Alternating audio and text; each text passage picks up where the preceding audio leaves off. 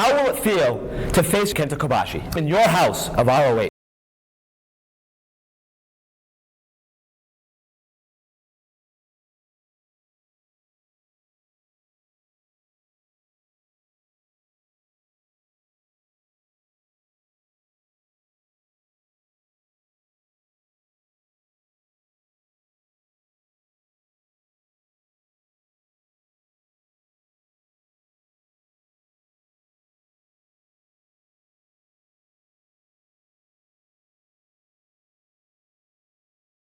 Ring of Honor, the place where I dominate. I'm here to make sure that he doesn't.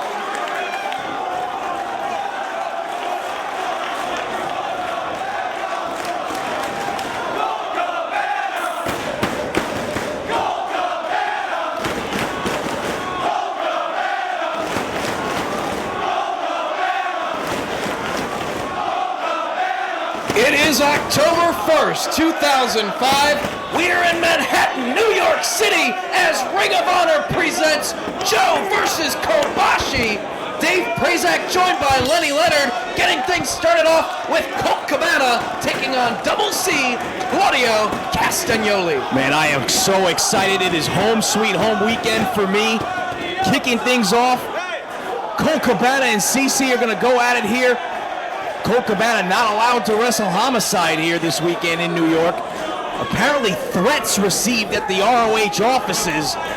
Something bad was going to happen to Colt Cabana here, so they thought it was best to keep him and Homicide apart. Well, we're right here in Homicide's backyard. Threats being made toward Colt Cabana. It all goes back to the Dragon Gate Invasion show, where Homicide felt disrespected by Cabana on Good Times, Great Memories. Homicide attacking Cabana in the parking lot, and they have had an issue ever since.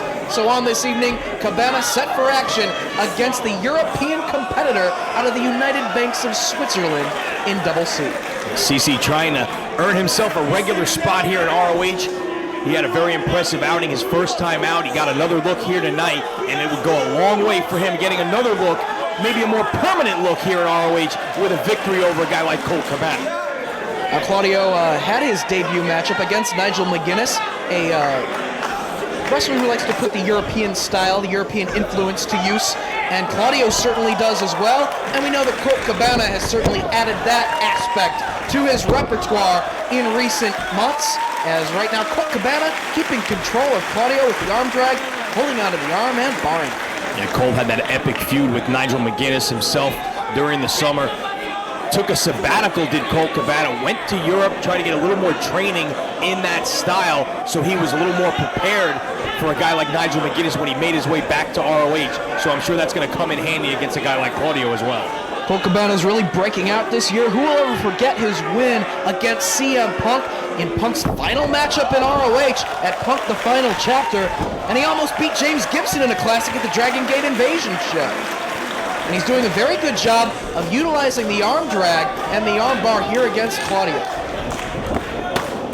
And using that European influence, going through the legs, swats away the drop kick, does double C. Goes for the cover, but Cabana kicks out. Off the ropes comes Claudio. Rolls through on the hip toss attempt. And there we see one of the Rottweiler's thugs in the crowd trying to take the attention of Colt Cabana.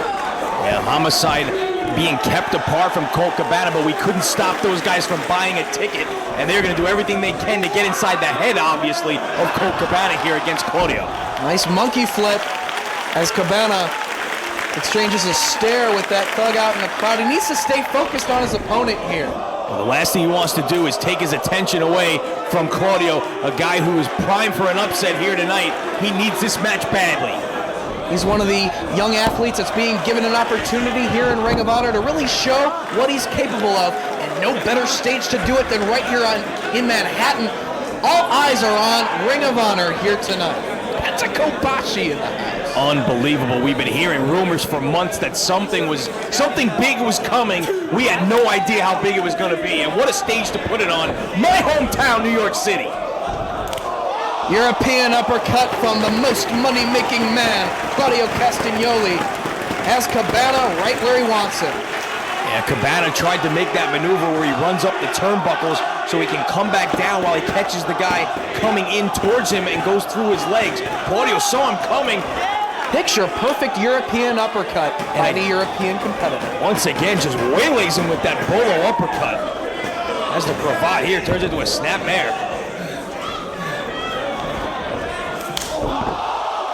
Diving European uppercut to the back of the neck. He can pull that out of just about anywhere. Did you hear the impact of that forearm across the back of the neck of Colt Cabana? Interesting submission hold right here, stretching out the arms of Colt Cabana, putting pressure on his neck as well. Trying to wear him down as Paul Turner checks on his condition. Cover. Only a 2 count. Once again, you see the European influence in what looks like a relatively simple hold, pulling back on the arms of his opponent. Normally that's a move in the American style of wrestling where you would see the competitor drive the knee between the shoulder blades to add the emphasis. Claudio had his back facing the other way. Look at this display of power by Double C. Cabana's a big guy to be holding up for a delayed vertical suplex like this. He's got the size, he's got the power, he's got the confidence. Double C can go places in professional wrestling, and especially here in ROH. Oh, he held him up there too long, inside cradle. Only 2. And you heard the crowd chanting along with CC on that maneuver. Cover by Cabana. Again, only 2. CC kind of trying to get the crowd on his side, holding Cabana up there a little too long, it looked like, and got called the inside cradle as yet another one of those thugs is harassing Colt Cabana in the ring.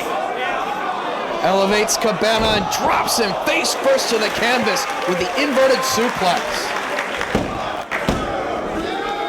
2 count again right there. Colt Cabana has got to focus on Claudio Castagnoli, or he is going to come up on the short end of the stick.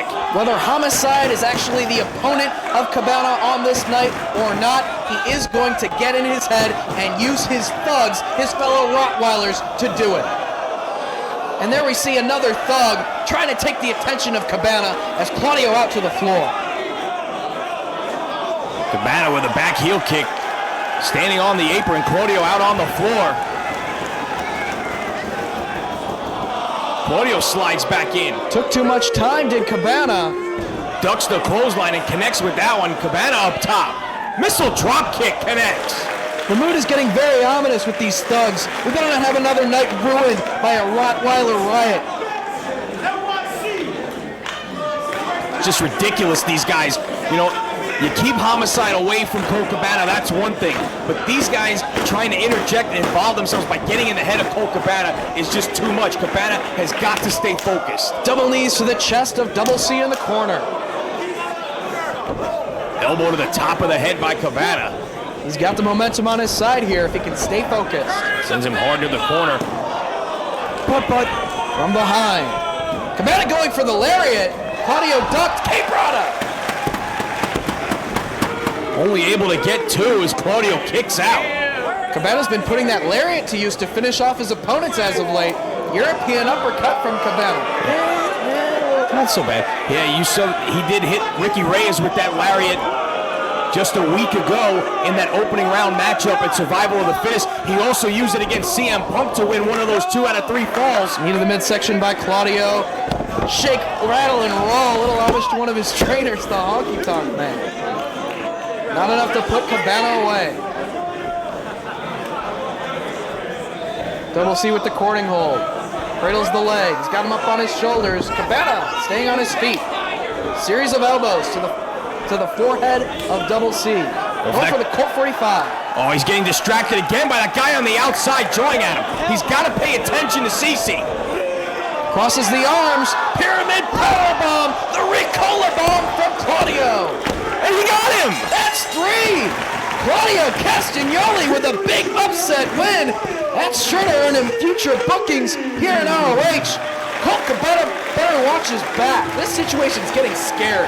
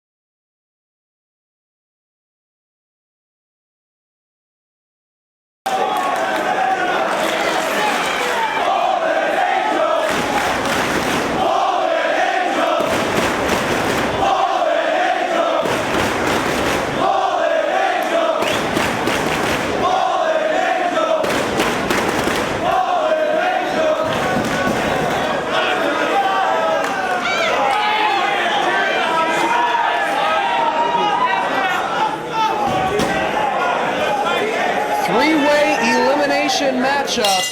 Matt Sydal, Azrael, and the Fallen Angel Christopher Daniels to do battle. Well, we've had one upset tonight.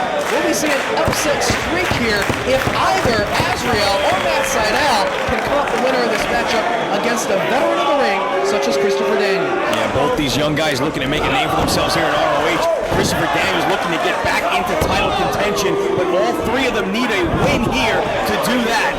And Matt Sydal just gets arm dragged out of his boots by Azrael. And they both take Christopher Daniels down to the canvas. Back to his feet, though. Gets met with a double drop kick. Matt Sydal, the newest member of Generation Next. Earned a spot, helping his teammates. Roderick Strong and Austin Aries win a six-man tag team matchup against the Embassy back at Redemption. Nice tilt-a-whirl backbreaker by Azrael. Belly-to-back suplex drops him right on the back of his head. Daniels out of the corner, gets caught by Azrael, and another belly-to-back takes Daniels down. Feeling the effects as the two young junior heavyweights do battle here. Matt Sydal chopping away at the chest of Azrael. Sydal is one of the most graceful high flyers on the ROH roster today. Connects with the knee strike on Daniels. Azrael tried to Irish whip him into the corner, and he saw Daniels there. Instead of running into the corner, he used that knee to his advantage and connected with Daniels. Powerbomb! But Sydal able to kick out. Daniels takes this opportunity to stomp away on Azrael. Hard forearm strike from Daniels. He's going to send Azrael off the ropes. Running leg lariat takes Azrael down. Sydal trying to catch a breather out on the floor as Daniels and Azrael do battle.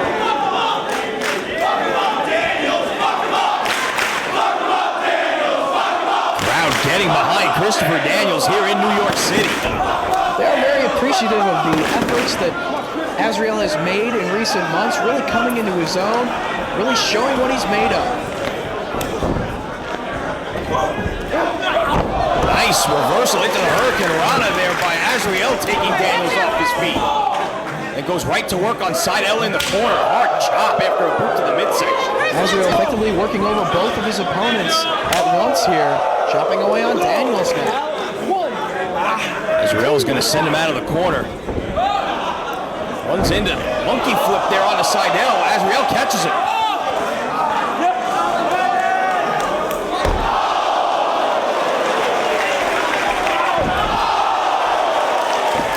While Christopher Daniels is in control, both of his opponents are down. Clothesline out of his boots was Azrael right there by Daniels. Brings these fans to their feet as he clubs away on the back of Matt Sydal. Tilt-a-whirl backbreaker. Just folding him over the knee.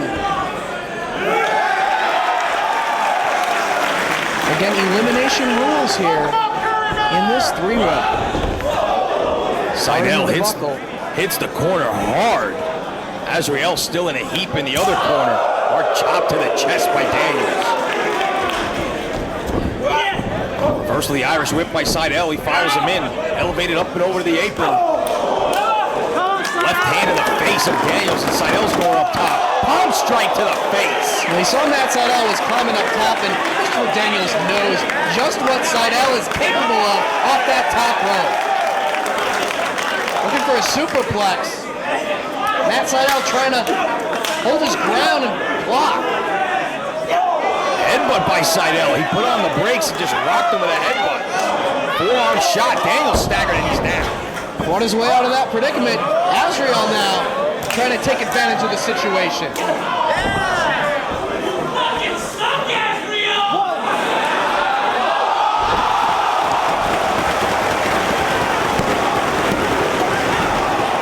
So close to an elimination, using Azrael's back as a launching pad. Leaping off the top rope and using Azrael to connect with that DDT. He just planted Christopher Daniels. Now some danger at ringside, encouraging Daniels to work his way back to his feet. Forearm shot from that side out. Hard shot to the back. Shinnomaki takes him down hard as Sydal climbs to the turnbuckle. Cannonball leg drop off the second. Almost pins Christopher Daniels. Anybody's ball game at this point in the match. Azrael firing away at Christopher Daniels. Seidel back to his feet as well. Daniels getting bounced around like a ping pong ball here. Might be in Azrael and Seidel's best interest to double team Daniels and get him out of the matchup because they know that he is the most experienced of these three athletes. It seems to be exactly what they're doing here. Daniels against the ropes. They'll send him off. Both set too early. Daniels catches them both with a boot. Went for the neck breaker on Seidel, but ducked Azrael. Back chops Azrael. Now Daniels with the bulldog clothesline combination on both of his opponents.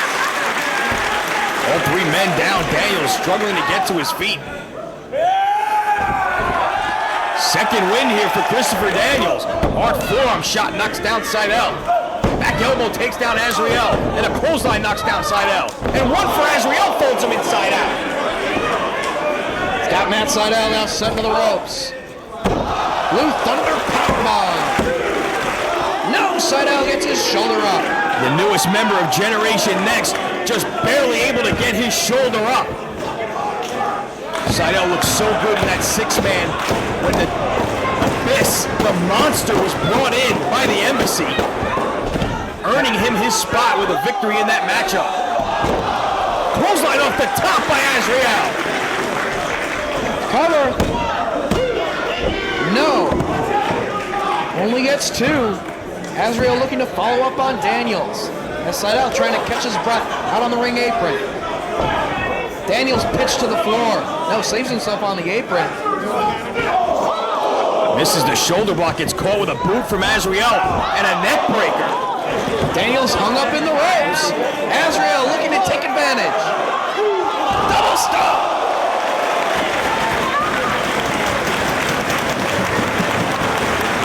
Seidel on the floor trying to recover. Azrael trying to pull Daniels into the center of the ring to go for a cover. Drives the leg across the chest of Azrael and down to the mat. Only for a near fall. So much for the alliance and some teamwork between Seidel and Azrael. Daniels is out on the floor now. Seidel looking to take a chance.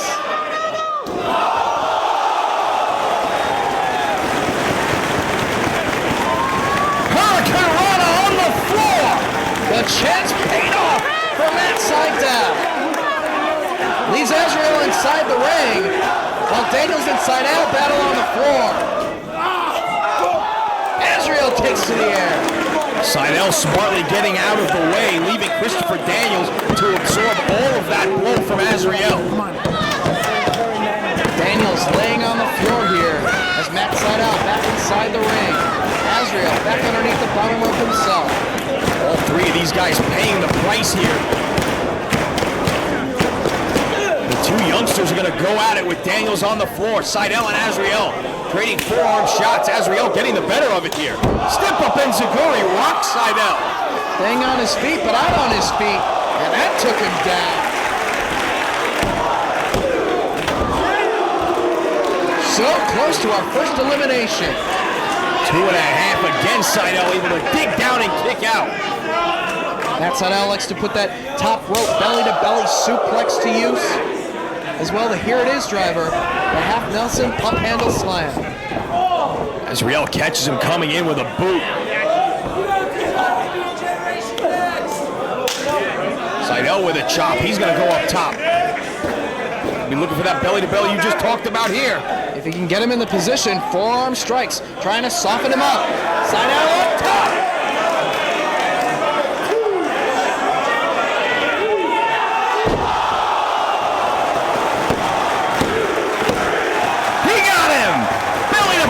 The top from Matt Seidel, and Azrael is eliminated. Christopher Daniels now rolling back into the ring. It is going to be he and Matt Seidel going at it here. Rolls him through. No. Matt Seidel could score the biggest win of his career here. Matt Seidel has problems with the Embassy. Ever since the 3rd anniversary celebration week, he'll meet Jimmy Rave tomorrow night in Philly at Unforgettable. He has to make it through Christopher Daniels first, who just turned him inside out. It's great seeing Christopher Daniels back in ROH competition. I'd love to see him wrestle Curryman at some point. Maybe it'll happen here in ROH. You know, with all the Japanese stars making their way here, guys like Kobashi, Milano Collection AT, it would be nice to see Daniels and Curryman go at it. Hey, Curryman filled in for Christopher Daniels back at the Dragon Gate Invasion. Cover! That side out. Very resilient, gets his shoulder up. Seidel firing his way back to his feet. Hits the ropes. Going on the shoulders though of Daniels. Drives him into the turnbuckle. Death Valley driver. He kicks out. Gotta hand it to Matt Seidel. Daniels looking to wear him down here. Trying to take the energy out of the very fast pace and dynamic performer, Seidel. Works his way back to his feet though. Trying to break free. Driving that elbow to the midsection. Trying to get away. Leg lariat takes him down. He's got Daniels stunned now. If Matt Seidel could work back to his feet and keep the momentum in his favor. It's all on the line right here. Manhattan, everybody's watching this show. Everybody's looking, their eyes on ROH here tonight. Most talked about main event in wrestling in quite some time, and we've got it here tonight. Kenta Kobashi and Samoa Joe step up Enziguri, and Christopher Daniels is out on his feet.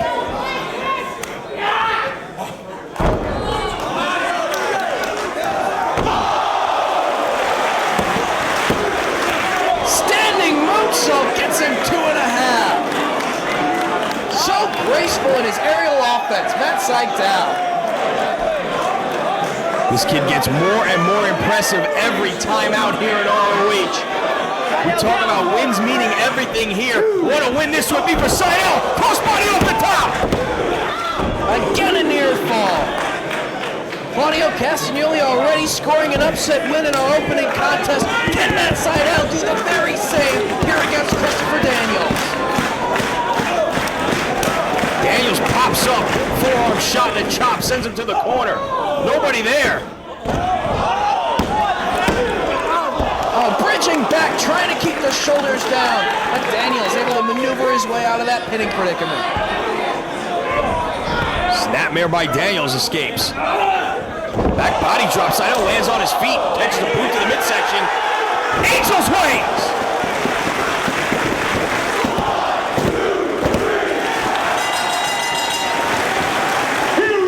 And that is it. Christopher Daniels comes up the winner of your three-way elimination matchup, but a very strong outing by both Azrael and Matt Seidel.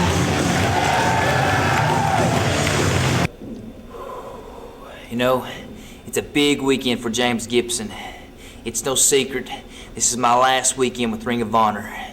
And when ROH officials said I could pick my opponents, I knew exactly who I was going to pick, because I've already heard about the rumors. I heard that this man right here, Jimmy Yang, was coming into the territory. Jimmy, me and you go way back. You name it, we did it. We've been partners, opponents. We did Nitro, we did SmackDown, Starrcade. We was right across the street, Madison Square Garden, WrestleMania. But Jimmy, here, it ain't sports entertainment. Here, in Ring of Honor, it's professional wrestling. And there's gonna be no interference, no tag partners, no dragons, no 3 counts, no tajiris. There's gonna be no political people. They can't reach from the back with their long arms. They can't dictate the pace of the match. They can't decide what direction we're gonna take it in. But Jimmy, it's gonna be a pleasure to wrestle you tonight. But just so you'll know, around here, I'm the man these days. And I plan on ending my ROH career with a big win. James Gibson? Nah. Jamie-san. You're Jamie-san to me. And tonight, we're gonna go one-on-one. And you know what? They're not gonna have an edit button back there to edit us. Tonight, you know what, Jamie-san? To me, your time's up. It's Yang time now.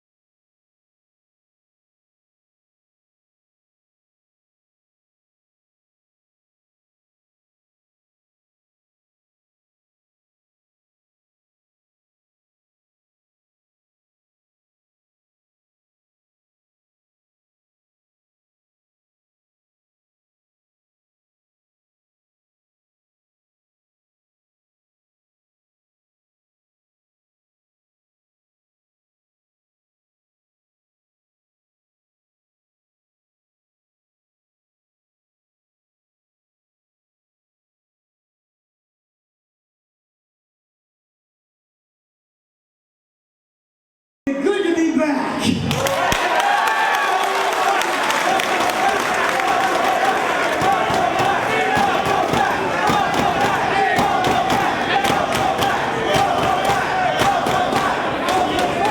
You know, I've had a lot of success here in New York City. Right around the corner in ECW, I became a World's Tag Team Champion.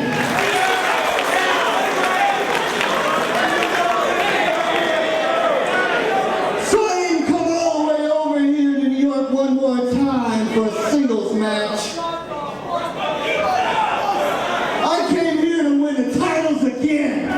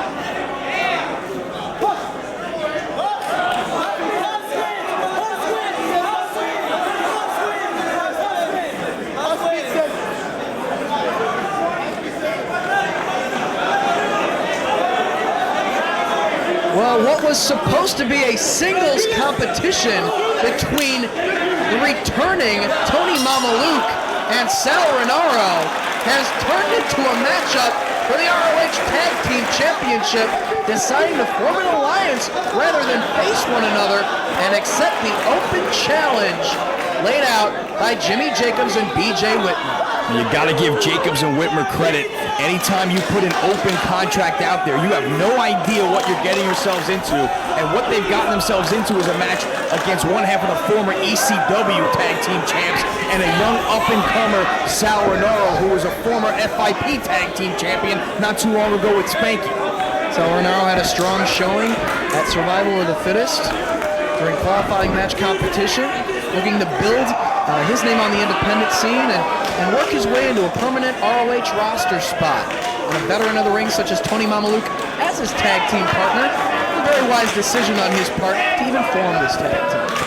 Sal did look very good in his qualifying match, came up just short against Jay Lethal, but gave it everything he had. And they're going to do the same here against the ROH Tag Team Champs. Mamaluke going after the arm of BJ Whitmer right here. BJ doing his best to prevent full pressure being put on the hold by Mamaluke. Rolls back and turns the tables on him, elevates him, show of power there by Whitmer. One arm gotch lift there from BJ Whitmer, tremendous show of strength. Suplex attempt, Mamaluke lands right on his feet. Great agility as they come face to face here. Slap right across the face, and BJ dishes it right back out. Yeah, Mamaluke does not want to get into a battle of fisticuffs with BJ Whitmer. Whitmer extends the hand to the Hussman. Jimmy Jacobs tags himself in.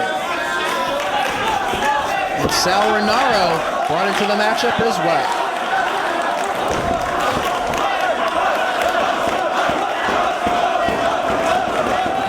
Getting behind Jimmy Jacobs here in New York. It's all right. Saved by the South. Collar and elbow tie-up between these two men. Jacobs going after the arm. These are the two quicker of the four men in this matchup. I expect these two to be a lot more fast-paced than the other two guys. Hard shoulder tackle, though, from the big man. Sal up and over the leapfrog. Jacobs with one of his own. Deep arm drag, though, by Jacobs. And another. There you see the quickness coming into play. Sal hanging on the ropes, blocks another hip toss. Sets a little too soon there. Reversal by Jacobs. Rinauro up and over the leapfrog and a drop kick. Sal Rinauro showing what he's capable of here. And comes up with the armbar on Jimmy Jacobs. Gotta wonder how much of an advantage that Jacobs and Whitmer are gonna have in this matchup. As we said earlier, these two guys were supposed to be teaming together, wrestling against each other. Were Mamaluke and Rinauro. Roll up here by Mamaluke. Near fall. They were supposed to be wrestling one another. How much teamwork are they gonna have together against the tag team champs? Dumps him right on his head. Mamaluke means business now that he's returned here to Ring of Honor.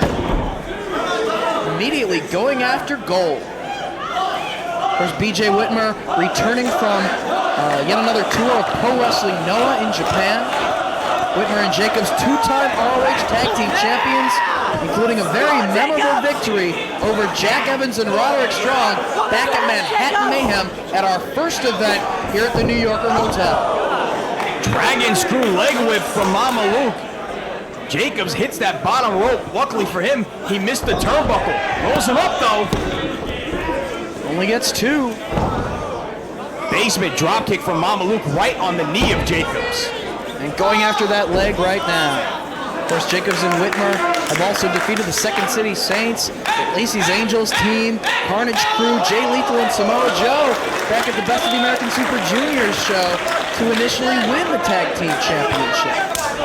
Back chop from Whitmer. Whitmer comes in to save Jacobs. Mamaluke into the camel clutch. Putting all the pressure down across the back of Jimmy Jacobs while pulling back on the head, putting pressure on the neck. Jacobs trying to inch his way toward the ropes, and he makes it to force a break. Another quick tag by Mamaluke to Renaro. Showing some more teamwork here. Sal coming down right across the back of Jacobs. Another 2 count. In the first 2 matches tonight, we've seen Claudio Castagnoli and Matt Sydal really raise their stock with their performance. Good opportunity for Mamaluke and Renaro. See if they can follow suit with the richest prize in ROH Tag Team Wrestling on the line. Hard forearm shot from Mamaluke and a bolo uppercut connects on Jacobs. Jacobs takes him down with that elbow. Needs to tag out to Whitmer here. And he does. BJ hits the ropes. Big forearm. Knocks down Mamaluke hard after that forearm shot. Without a doubt, BJ Whitmer, the most powerful individual in this match. Another hard knockdown on Mamaluke. Whitmer's going to send him to the corner. Follows him in, running forearm smash in the corner. Another Irish whip. Mamaluke hits the buckles hard again. Again, Whitmer follows up, and another basement drop kick from Mamaluke, taking the legs of BJ Whitmer right out. Mamaluke out to the apron, looking to climb the turnbuckles in the corner. Going for a DDT, but Whitmer using his strength to try to block the DDT attempt, but he turns it into a choke. And more power as he launches him into the turnbuckle. Folds Mamaluke in half in the corner. Jacobs now finally able to make his way up to his corner as his partner now has things in control. Mamaluke tried his best. He couldn't get the DDT. He was able to cinch in that choke, but it was the power of Whitmer that decided on that exchange right there as he just launched him into the corner. Jacobs off the top now with the tomahawk chop. Connecting right to the top of the head of Mamaluke. Picks him back up, handful of hair. And both men just clubbing across the back of Mamaluke. Sal Renaro letting his emotions get the best of him. Showing a little bit of inexperience there, distracting the referee, allowing the double team to go on. Scooping a hard slam from Jacobs. Drives the elbow to the chest. Making 2. Off comes the elbow pad. Drops another elbow. Cover. No, rolls his shoulder up off the canvas. Gotta hook the leg there. Mamaluke may have been in trouble, but he didn't hook the leg. Grabs hold of the head of Tony Mamaluke, trying to keep him away from his corner, away from Sal Renaro. Good job of isolating Mamaluke in their half of the ring. Extends the furry boot, makes the tag. Apparently you can tag the boot. Snapmare by BJ Whitmer. Back chop. Whitmer and Jacobs showing why they are such a dominant tag team force in Ring of Honor and why they wear the championship. Power bombing his own partner into a senton across the chest. Cover. Something we've seen in a few of their title defenses. BJ Whitmer using his partner Jimmy Jacobs' body as a weapon. It's certainly a unique strategy that you don't see too often in tag team wrestling. And it's something that has made Whitmer and Jacobs a very dangerous force. And normally in tag teams, you usually see guys of similar size and stature together as Mamaluke drives the knees into the throat of BJ Whitmer. Now he has to make the tag. So you usually get guys about the same size and stature. Very rare that you have such a size differential between 2 partners.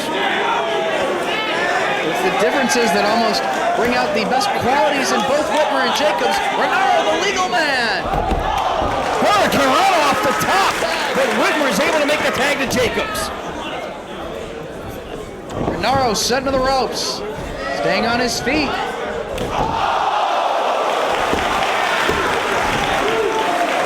Running Pele kick out of the corner. German with a bridge. Nice combo from Renaro, but can't keep Jacobs down. Big burst of energy here by Renaro.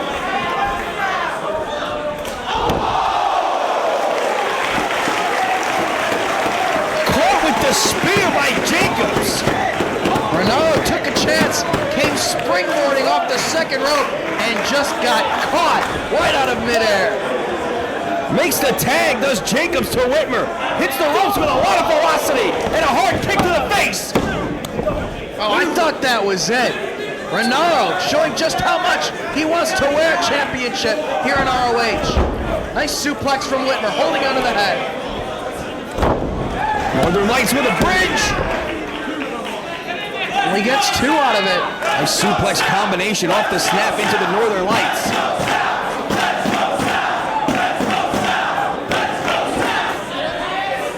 Fans starting to get behind Renaro here. Go behind with a roll-up. BJ hangs on to the ropes. Sal ducks the boot. Blind tag. Clothesline out of his boots, though.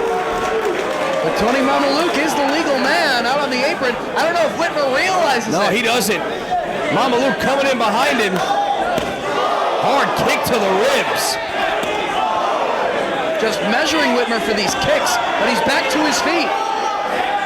Whitmer's able to block a couple of those with his arm, it looked like. Trying to shake off the effects. Dylan to bring it on.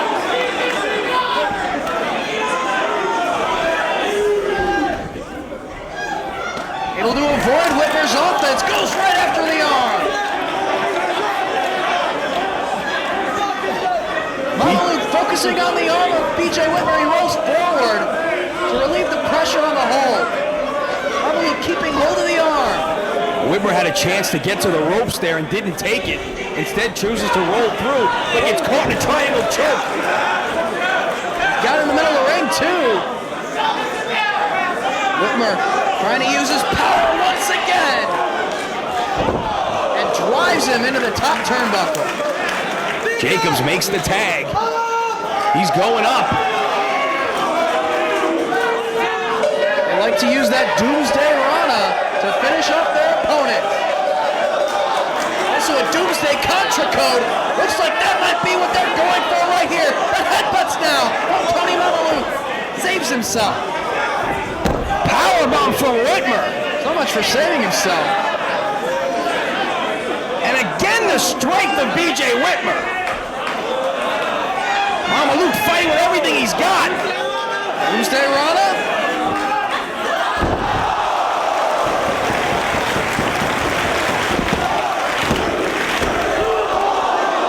2 3/4, Mamaluke kicked out. You don't see too many men in ROH kick out of the Doomsday Rana of Whitmer and Jacobs, but Mamaluke just did it. And Renaro takes a chance. Takes Jacobs down on the floor. Now you can see the face of Jimmy Jacobs. He couldn't believe it. But now Whitmer is in there one-on-one with Mamaluke. Whitmer pulling Mamaluke to the corner. Looks like Whitmer is going to climb the turnbuckles now in the corner. What could he have in mind for Mamaluke? Renaro on the apron. Whitmer in a precarious position here.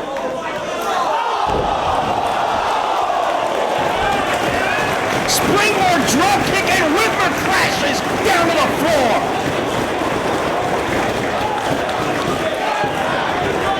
Jimmy Jacobs now to the second. Going for a superplex. Mamaluke trying to get his balance. Sunset powerbomb. Renaro on the apron now. Springboard into Guri. Double team maneuver.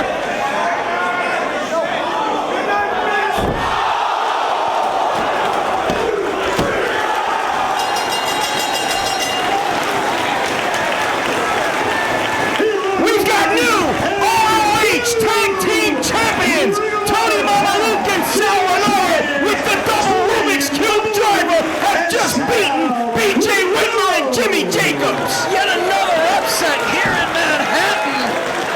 It pays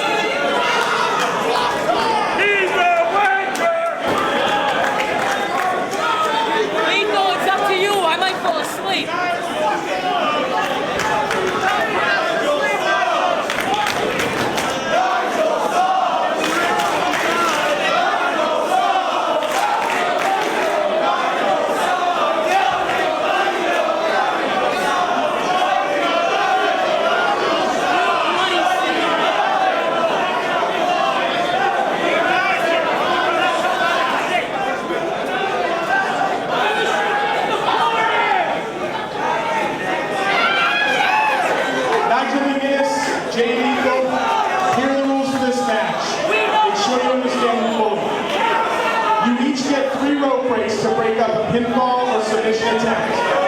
Once you use those 3 rope breaks, the ropes are in play and can be used by your opponent, but they cannot be used by you to break up a pin or a submission. There is a strict 20 count on the floor. There are to be no close... Wait a second, come on. Give Mr. Sinclair the respect he deserves and let him tell Lethal the rules. Yeah, okay. I know you're all chomping at the bit. I know you want to see McGuinness wrestle. I understand that. Because you love winners here in New York City. You love sporting heroes. I know. You love the New York Giants. You love the New York Dandies. You love New York McGuinness. What? The Yankees, what I said? New York Yankees, that's what I said. Yankees, dandies. What does it matter? I mean, everybody knows you only invented baseball because you're no good at cricket.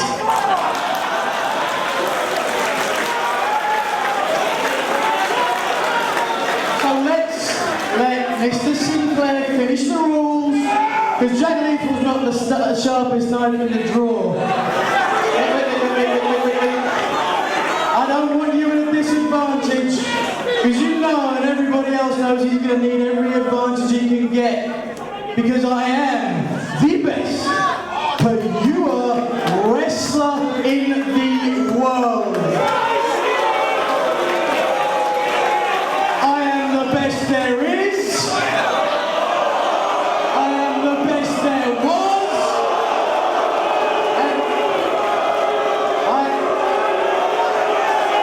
And I'm the... Let's just start the match, shall we?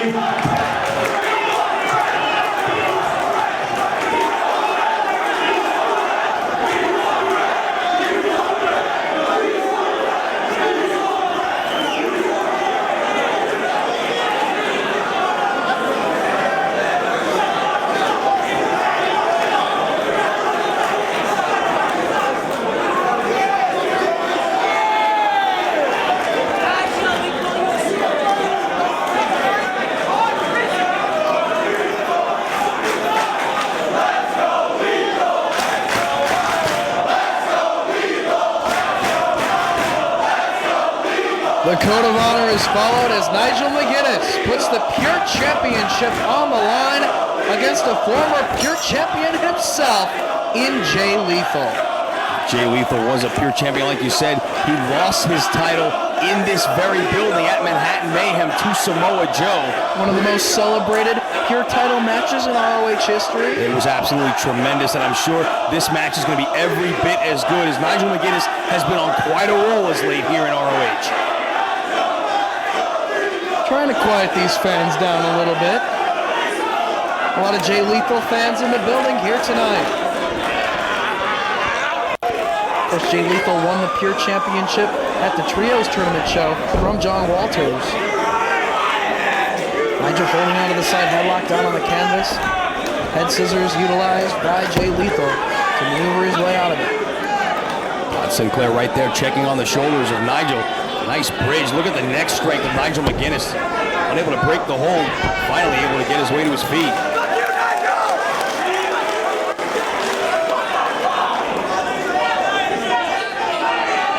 Feeling out process here in the early going between these two. Nigel with a bit of a size and strength, obviously an experience advantage as well, but Jay Lethal has come so far in the last year here in ROH. Between his Pure title win, his epic battles against the Rottweilers, finally getting that elusive win over Low Key, he has come so far this year, and maybe another Pure title is within his grasp here tonight. You got Nigel down with the head scissors now, trying to maneuver his way out of the hold. And he does. Nicely done by McGuinness.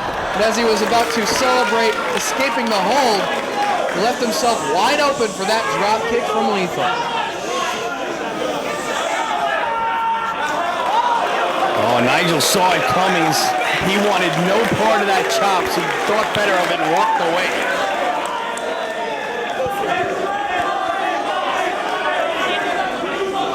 Nigel Nigel's been very, very cocky. I mean, even more cocky than he had been since winning this title. Nigel McGuinness winning the pure title from Samoa Joe at the Dragon Gate Invasion event. It's almost getting to his head a little bit being pure champion. Collar and elbow tie up. Nigel goes to work right on the arm. Takes him over quickly. Nigel likes to focus on the arm of his opponents. There's several maneuvers that do damage to that particular body part. But Lethal works his way back up to his feet. Not a clean break from Nigel in the corner. Clubbing away at the chest. Forearm smashes to the chest, very legal. Blocking the chops of Jay Lethal, though, is Nigel. Nice defense right there. It's one of Nigel's strengths that I've noticed over the last few months. He is an excellent counter wrestler. He will let an offensive maneuver be taken by his opponent, and he always does a good job of either coming up with a counter or an offensive maneuver of his own to break that hold. Yeah, he is an excellent wrestler, an excellent counter wrestler, but there hasn't been too much pure wrestling with Nigel's shady wins, including low blows and pokes to the eyes to lead to the decisions in his pure title defenses thus far. And don't forget the smashing people in the face with irons. Yeah, the iron also an ominous presence at ringside. Nigel McGuinness, he is a great wrestler. He doesn't need to resort to those tactics, but he does. He's Lethal in, follows him in, up and over goes Lethal, handsprings out of the corner. Nigel crawls through the legs, Greco-Roman knuckle lock. Takes away one hand of the knuckle lock, goes over top and backwards through the legs. And gets met with that kick from Lethal. Nicely done. Bicycle kick from Jay Lethal connecting right on the chin of Nigel McGuinness. Lethal needs to hurry up and follow up here, though. He's taking way too much time to follow up. Hard chop to the chest. Single leg pickup by Nigel. Cartwheels his way out. And another chop from Lethal. So much for that defense. Nigel back to his feet and gets met with another chop. Right back to the legs, though, this Nigel McGuinness, and ties him up and grounds Jay Lethal here. You can't really chop him from this position. He's got Lethal chest first, down on the canvas. Todd Sinclair checking on his condition. Crowd getting behind Lethal. Good move here by McGuinness, tying up the legs. Not exactly in the center of the ring. Close enough to the ropes to see if Jay Lethal is going to want to maybe use one of those rope breaks to get out of this hold. But instead, Lethal's going to roll through and connect with a forearm and a bolo uppercut. Lethal firing away at McGuinness. Firing is right. Getting all fired up in there. Burst of energy from Jay Lethal. Sends him out of the corner. McGuinness rolls through. Clubbing blow to the back. Bolo uppercut rocks him. Lethal trying to shake off the effects. It's the second time so far in this match that Lethal had an advantage on McGuinness and didn't follow up quickly.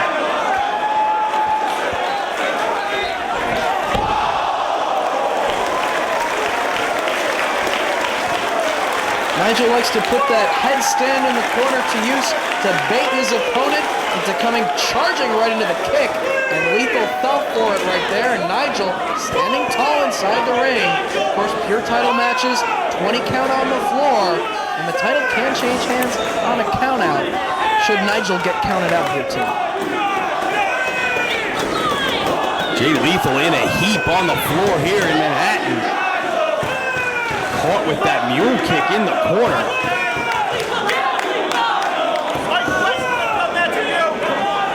Finally makes his way into the ring. Nigel with a handful of hair. Nigel wanted to get the easy title defense there, hoping to get a count out win, just waiting for Lethal to get back inside. Again, going back to work on that arm. Snapping Lethal down. You can see the pain look on Lethal's face there. Nigel drove him to the canvas. Handful of hair. Again, Nigel's a great wrestler. You don't have to have a handful of hair to pick the man up. Holds that arm in hammerlock position, kicks away the leg, almost like a hammerlock divorce court. Hard stomp right to the back. Look at that smirk on the face of McGuinness. Very smug look on his face. He really does believe he's the best there is, the best there is. He's in control of the match. Sending Lethal up in the top. Hanging him upside down in the corner.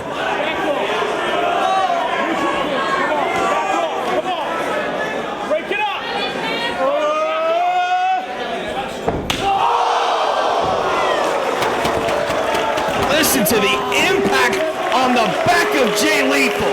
He was trying to pull himself up in the corner out of the trio wall, and his exposed back paid the price. Nigel showing that training with David Beckham paying off. He's got Lethal, elevates him to the top. Holds on to the top rope. Over top goes Nigel, all the way across the ring, back to that headstand. And this time, Lethal wastes no time, chopping away at the chest. Takes Nigel off his perch. No hesitation there from Lethal this time, and he was able to execute on Nigel. That's exactly what he needs to do, is follow up quickly. Combination of back elbows and the clothesline. Lethal in control. Nigel ducks the elbow. And caught with a spine buster. Got Nigel down. Lethal digging down for some more energy. Looks like Lethal may have busted open his lip. A little bit of blood coming out of his mouth. Nigel runs into a forearm shot from Lethal in the corner. And a leg lariat leaping off the second rope. Cover here.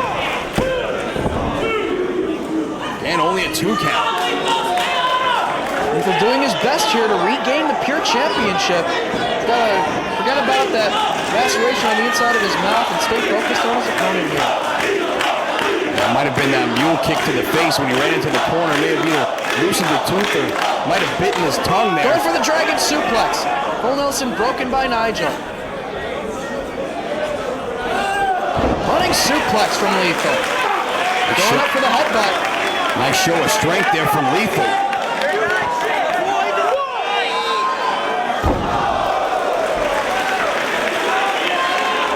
Connects with a diving headbutt. Oh, Nigel with the shoulder up. Hey, we've seen Jay Lethal brave injuries in the past and come out on the winning end of matches. Now, the night that he won the Pure Championship, he battled after suffering that injury to his eye, having it swelled shut by Low-Ki at the Trios tournament. So a little cut on the inside of his mouth isn't going to stop Jay Lethal in his quest to regain the championship tonight. Super kick in the corner, that might be it. Tying up the legs.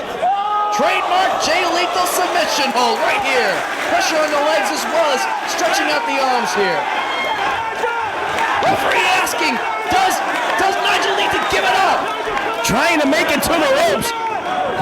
Not within his reach, and finally frees himself from the hold and reaches the ropes. Only the first rope break of the match so far here for Nigel. Todd Sinclair has corrected it in rope break number 1 for Nigel McGuinness.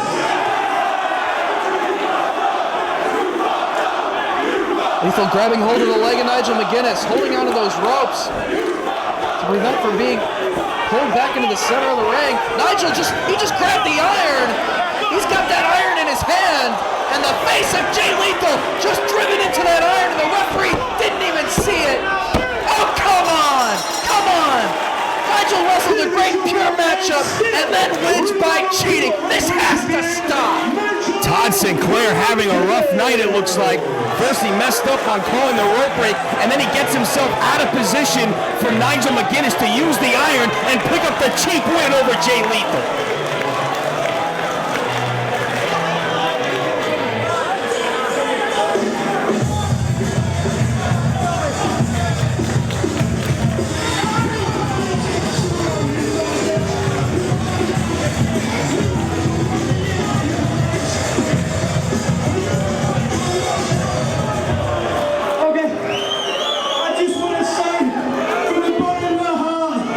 How much your support means to me.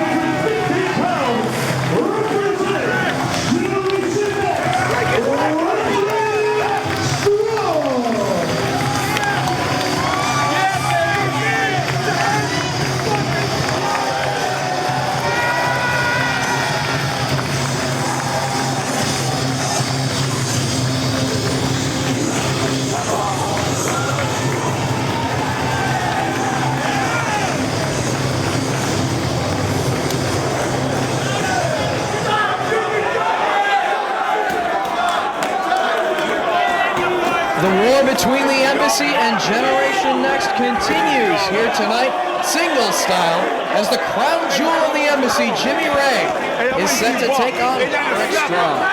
Roderick Strong here in New York City, as you see Nana on the outside talking trash as usual to Jade Chung, who is still tied to that dog leash.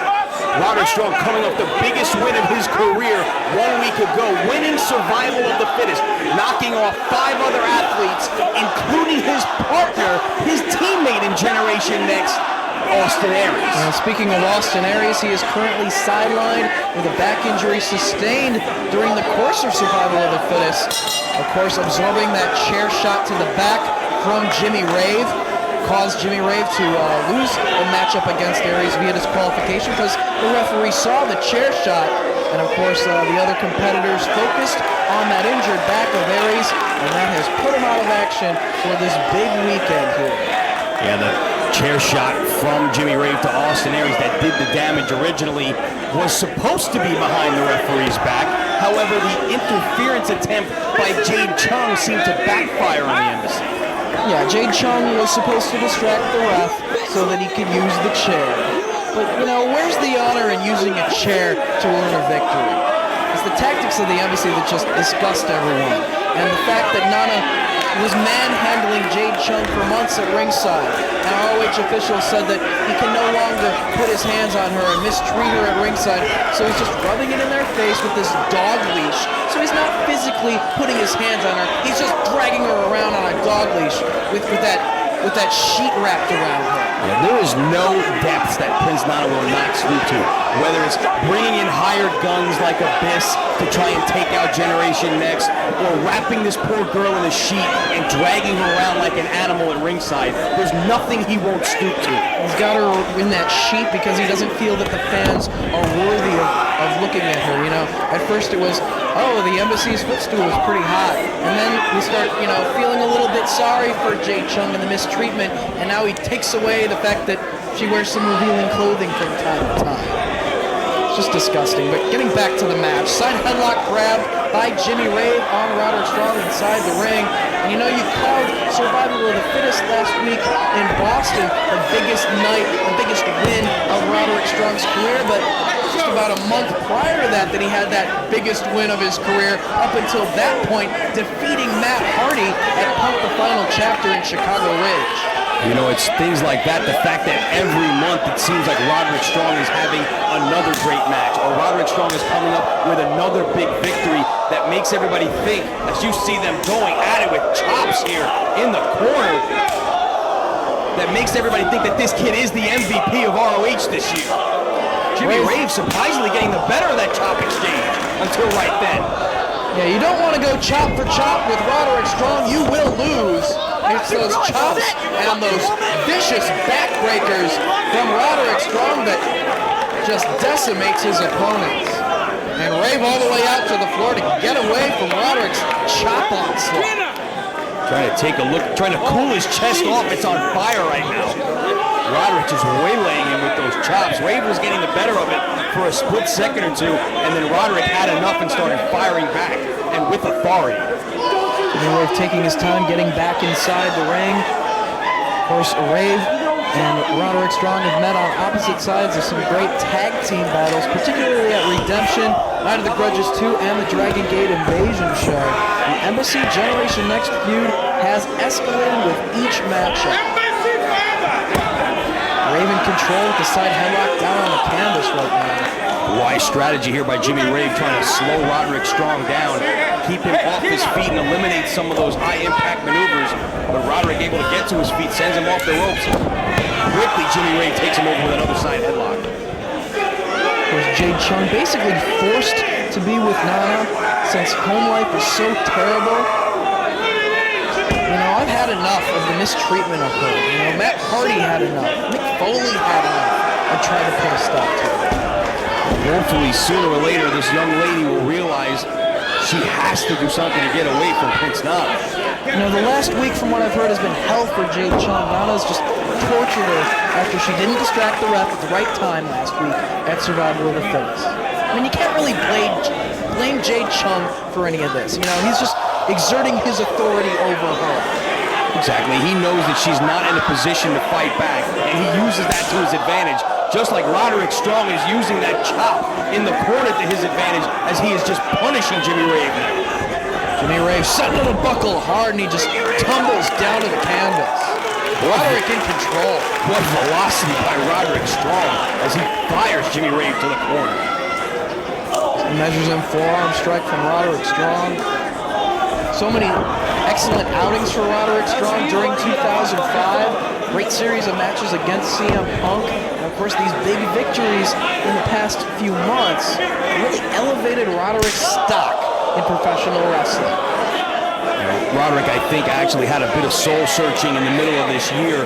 You know, he kept seeing how he was always up and over Jimmy Rave to the floor. All the way to the floor, he hit hard, and Roderick takes a chance. Baseball slide drop kick sends Rave into the barricade. I'm saying Roderick kept hearing the reports of another great match from Roderick Strong. Roderick Strong steals another show, but the victories were not coming with those great performances, and he is finally starting to put some results with all that potential. Roderick bringing the action back inside the ring as he rolls Jimmy Rave underneath the bottom rope and back inside. Prince Nana grabbing hold of the leg of Roderick Strong, takes his attention off of Jimmy Rave, and off the apron, right into the barricade he goes. Once again, the distraction on the outside from Nana, enabling Jimmy Rave to gain the advantage as he shoved Roderick Strong hard into that steel barricade. Rave now back out to the floor himself. Clubbing forearm shot to the back of the neck of Roderick Strong. And again, Roderick hard to the barricade. And Rave just ramming the head of Roderick Strong repeatedly into the barricade. Jeez. Talk about things getting heated between the Embassy and Generation Next. Now just stepping on the throat, pushing the head of Roderick Strong into those steel guardrails. Rave in control. Roderick just trying to cover up from the punishment here. Referee needs to get him back inside the ring. Rave's going to do just that as he fires Roderick right into the ring. Roderick down right in the center. Rave stalking him now. Clubbing shot across the back of the neck. Suplex from Rave. Floats over. Hooks the leg. Well, didn't hook the leg. Only got a 2 count. Now, during the course of the past year or so, Jimmy Rave has become one of the most hated men in ROH. Of course, his violent feud against CM Punk, culminating in that brutal steel cage match at Nowhere to Run in Chicago. And of course, his feud against AJ Styles, ending just a few weeks ago at Glory by Honor 4. No more Styles clash for Jimmy Rave. No more Rave clash. Cover here. 2 count again for Jimmy Rave. Of course, much like you will undoubtedly see some streamers for Kenta Kobashi and Samoa Joe later on tonight due to the prestige involved in that matchup and the great competitors. You see some of the fans throwing toilet paper for Jimmy Rave during his ring entrance, and in my opinion, that's very fit. Just before the entire crowd would break out in chants of "Die, Jimmy, die." Roderick off the second with the crossbody. Nana up on the apron. He saw things weren't really going in the favor of his man. Northern Lariat to the back of the head. Rave avoiding Roderick Strong coming in. He hit the turnbuckles hard and then just connected with that Northern Lariat right to the back of the neck of Roderick Strong. Another cover here. Able to kick out. Nana still just pulling Jade Chung around by that leash. Rave in control. Thus far, Rave has done a good job. You know, he's limited the amount of hard strikes from Roderick Strong. He's been hit with a couple of chops, but Roderick hasn't been able to unleash much offense on the back, and he just gets the taste slapped out of his mouth. Referee distracted by Jimmy Rave, and Nana interjecting himself physically into the matchup. For the most part, like I said, Jimmy Rave able to avoid a lot of the back work from Roderick Strong, and he's done that by controlling the offense and utilizing the outside interference as he just dumps Roderick on top of his head one more time. He gets two. Very lackadaisical cover there by Ray. He's used that interference, like I said, to gain an advantage a couple of times on Roderick Strong. Very, very methodical in his offense here. He measures him for that strike. Referee warning him about the closed fist. One right hand to the top of the head by Raven, another one. Again with the closed fist, but Roderick firing back with forearm. 3 hard forearm shots to the face of Jimmy Rave. Ducks a little too soon. Rave up and over. Side Russian leg sweep. And keeps him grounded. Submission predicament right here, looking to wear down Roderick Strong. He's got it in the center of the ring. Roderick trying to power his way out of it. Relieve the pressure put on his neck and his head by the leg of Jimmy Rave. He needs to get the leg behind his head like he did just there. But Jimmy Rave turns him over into a crucifix for a near fall. Roderick ducks the back elbow and fires away with a chop to the chest. More hard chops from Roderick Strong. Big clothesline, takes him down. Roderick fired up here quickly on top of Jimmy Rave. Big back body drop. And a drop kick connects. Cover. No, only two. Jade Chung just being yanked by that leash. Going for another backbreaker. Looking for the stronghold here, trying to turn him over. That modified Boston Crab. Rave trying to fight his way to the ropes. Roderick unable to turn him over as Rave is able to grab the bottom rope. He saw it coming and he was able to save himself. And grabs hold of the tights, and Roderick Strong sends him through the ropes and to the floor. Roderick's back hitting hard on the apron. He makes his way back up, fires a shoulder block. Up and over, sunset flip.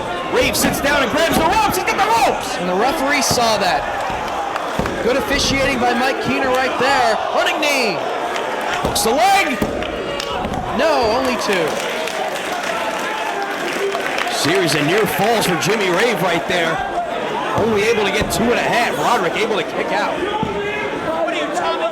Rave back to his feet, nursing his back. As Roderick beginning to bust out some of the offense to the back. And again. Rave took a little too much time there and got caught. Can Roderick follow up here though? He looks poised, just waiting for Rave to get back up. Ronald's beside himself. Big boot.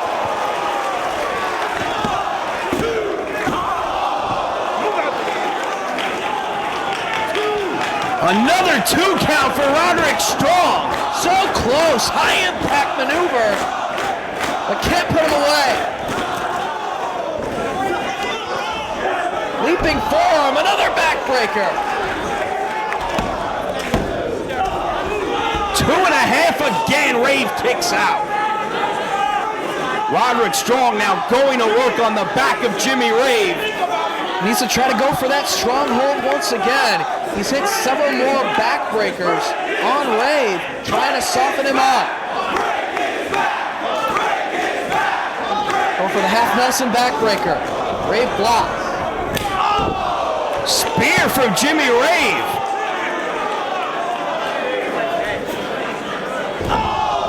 Northern Lights bomb. Only gets 2. Roderick hanging in there. Roderick Strong with good momentum. The fall to Jimmy Rave tonight could put a halt to his rapid progress. Oh, Rave going for the chair. Again, going for that chair. Come on. Referee will have none of it.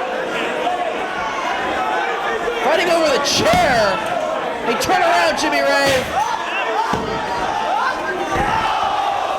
Both knees driven right to the midsection, and there's the stronghold.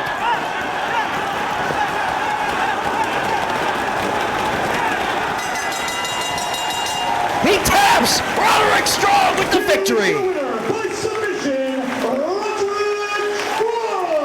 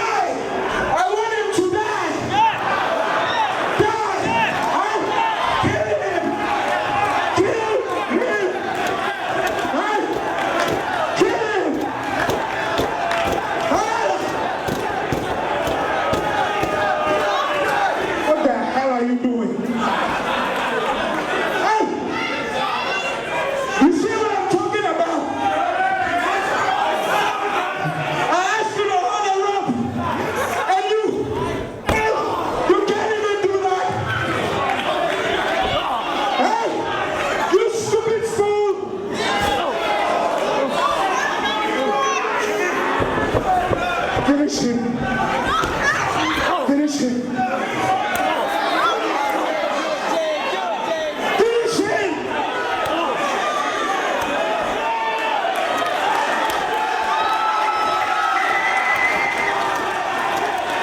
Finish him. Piece of crap. Huh? You piece of crap.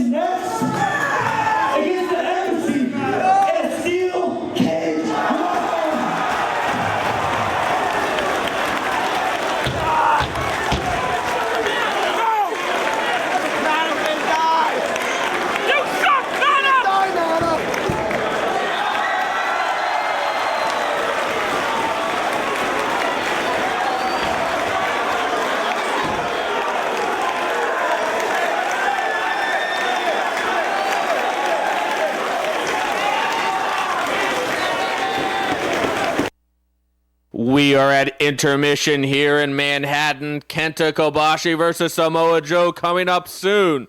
Lacey has stormed the ring during intermission, and she has informed everyone that tomorrow at Unforgettable in Philadelphia, she will reveal her news, Lacey's Angels. In an exclusive scoop, we have also learned that Ring of Honor will name its new commissioner tomorrow in Philadelphia. This commissioner will restore order in ROH. Stay tuned. Kenta Kobashi versus Samoa Joe coming up soon. New Ring of Honor World Champion Bryan Danielson is currently finishing his outside the ring obligations. He will return to action in 2 weeks when ROH debuts in Cleveland, Ohio. The show is Enter the Dragon. It will be Bryan Danielson against former Ring of Honor World Champion Austin Aries. These two have an extensive history with one another. It started at last year's Survival of the Fittest in what many consider Austin Aries' breakout match. The two then battled at Testing the Limit in a 75-minute 2 out of 3 fall match. Earlier this year, it was Austin Aries defending the world title against Bryan Danielson at Nowhere to Run. Danielson failed to win the title and walked out of ROH. Now Danielson can even the score against Austin Aries in 2 weeks at Enter the Dragon. ROHWrestling.com for details.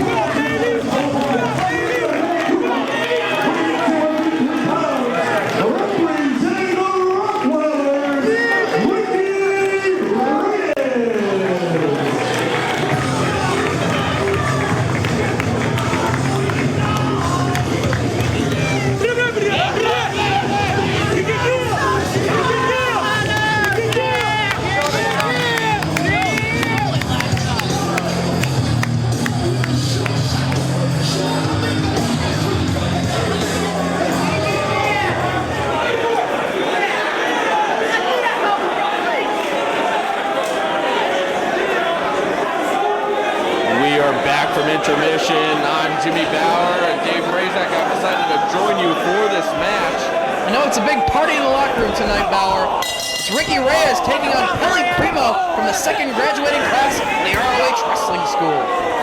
This one should be a good one. We've seen a lot of the new talent shine tonight. Matt Sydal, Claudio Castagnoli, the new tag team champions Tony Mamaluke and Sal Renaro.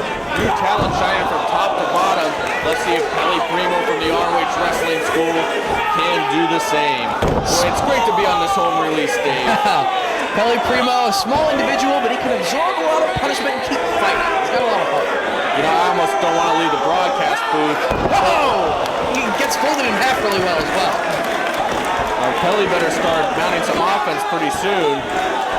Ricky Reyes in control. And that's it! Ricky Reyes with a quick victory. And an easy payday for me. Back to the bar. Here's your winner by submission, Ricky Reyes.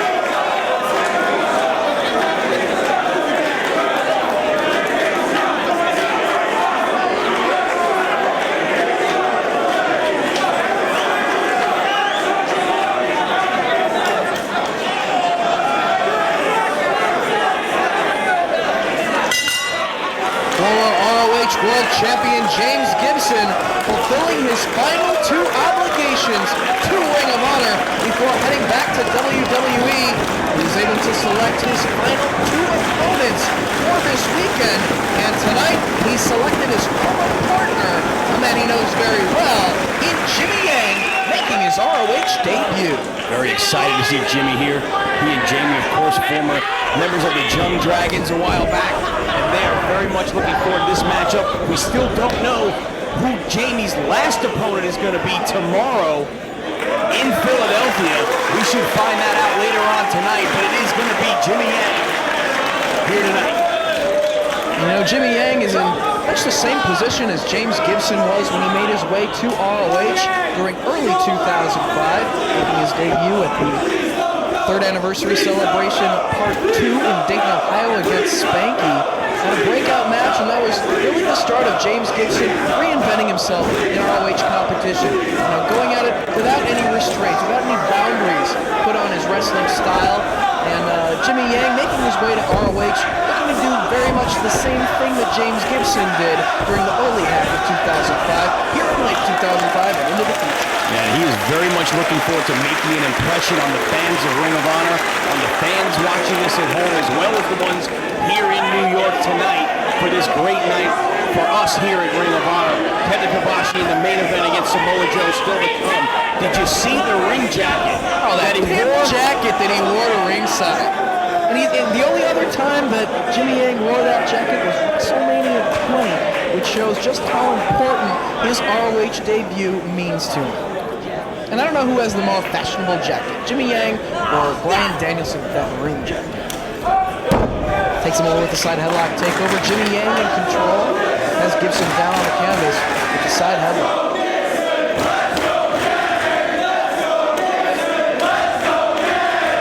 Now, our producer Artie's in my earpiece. We will have clips from some of Gibson's best matches here in ROH after this matchup. These last 2 matches here for James Gibson in ROH, the last 2 chances that he has to cement his claim on being the MVP of Ring of Honor for 2005. People keep trying to debate, is it Roderick Strong? Is it James Gibson? Well, this weekend could go a long way in determining who winds up the MVP for 2005 in Ring of Honor. Jimmy Yang, center of the ropes, shoulder tackle, bowls over Gibson, back to his feet, quick side headlock takeover. Jamie does have that low center of gravity. Jimmy has the height advantage, but he was able to use his size to that advantage there and knock Gibson off his feet as he came off the ropes with a lot of velocity. Keeping him grounded, putting pressure on the chest of Gibson as he tries to work his way back to his feet. Gibson with a hold of the leg here, trying to alleviate some of the pressure. Steps on the back of the knee and drives Jimmy Yang down the mat, rolls him up. Only a 1 count. Quick side headlock takeover by Gibson. Very quick takeover there as he grabbed Jimmy Yang coming in and took him over very rapidly. Now has that arm locked, driving the knee right into the elbow capsule. Gibson keeping hold of that arm, ringing away on it now. Holding onto the wrist lock. Yang backs him into the corner. No clean break, an elbow to the face. And a series of hard kicks rocks Gibson in the corner. Yang showing what he's made of to the ROH fan.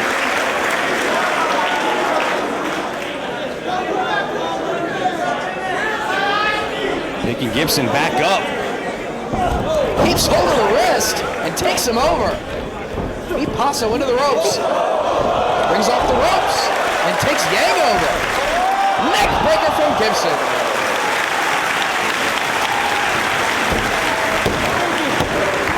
Cover, only a 2 count for Gibson. Tremendous quickness on the part of both of these athletes. And the crowd in Manhattan appreciates it. You know, Gibson said that he was going to stick around Ring of Honor for as long as he held on to the ROH World title, that he was going to be a fighting champion and a champion of honor and respect. And he was. And he was. But, you know, he had some remaining dates on his schedule for ROH, and title holder or not, he's fulfilling those obligations to give the fans that bought a ticket what they paid for, to see James Gibson give it his all in that ring. And he did give it his all the entire time we were lucky enough to have him here. It was just a short time, but he more than made his mark on this company, especially even in losing the title. What a match between him and Bryan Danielson. One of the best hold-for-hold, move-for-moves games of human chess that I've ever seen in professional wrestling between those two. Of course, that incredible four-way in Dayton where he won the championship from CM Punk. Memorable pure title shot that he had against Samoa Joe back in the Buffalo area. James Gibson, really one of those guys who you could consider for MVP of 2005 here in ROH. Hard elbow to the top of the head. It's going to send Yang off the ropes. Hip toss, but Yang puts on the brakes and clotheslines Gibson out of his boots. Nice counter. Kicking away and connects with the kick upside the head. Nice combination of kicks, one to the hamstring, one to the back of the head, cover. 2 count and then goes right to the arm lock. Yang staying right on him. Gibson doing a good job of fighting it off, not allowing Yang to get that arm turned behind his back. That alleviates a lot of the pressure of that hold. The minute that hand gets turned upwards towards the middle of the back, that's when the most pressure is put on the elbow with that hold. Gibson to his knees, and still holding on to the arm. Trying to wear Gibson down to a standing position now. Shot to the midsection. Yang trying to keep hold of it. Gibson breaks free and connects with a chop. Trying to shake out that arm now. Go behind by Yang. Gibson runs to the ropes. The momentum sends Yang to the floor.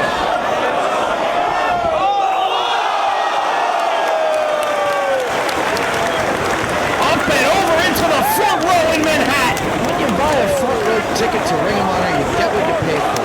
Sometimes the wrestler ends up in you.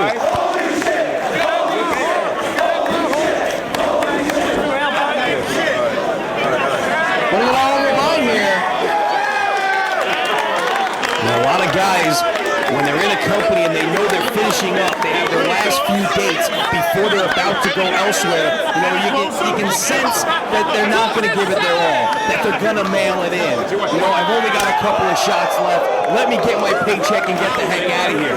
James Gibson is not that kind of guy. He came into Ring of Honor a man of honor, wanted to become a champion of honor, and he's going to leave here a man of honor, leaving everything he's got in the middle of the ring. All the way up top goes Gibson. Takes a chance and pays the price as Yang connects with the spin kick.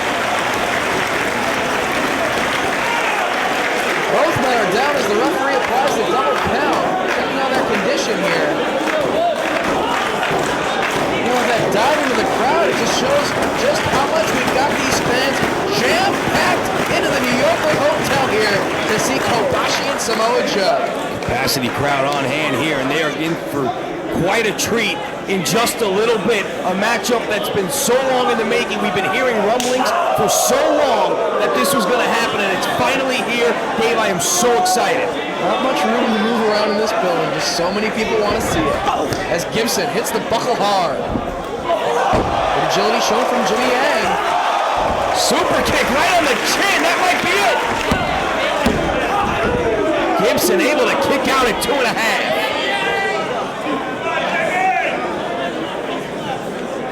Going toward the apron, Yang pulls him back inside the ring, keeping hold of the arm. Looking to wear him down here.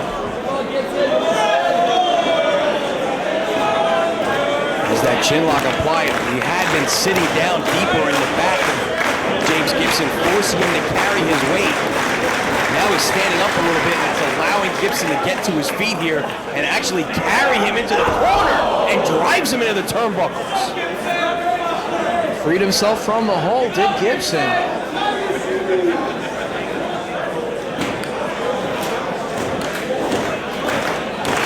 Both men down in the corner. Crowd trying to get behind both guys as they're trying to struggle to their feet. Gibson just chopping away at Yang in the corner now. Hard forearm shot staggers Yang.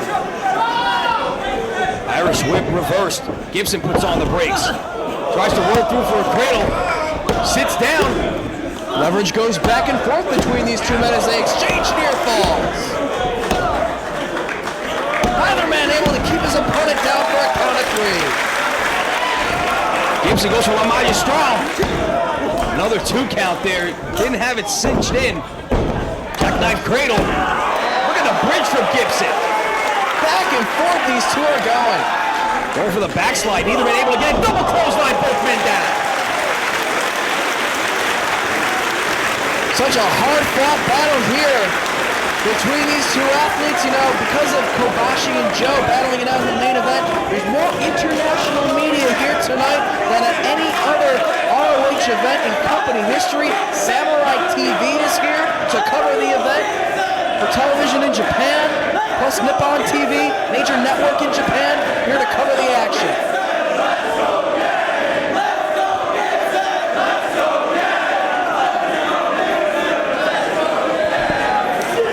Crowd getting behind both athletes as they struggle to make it back to their feet one more time. Yang is up first, a right hand, and Gibson fires back. Yang with another right hand, and Gibson fires back.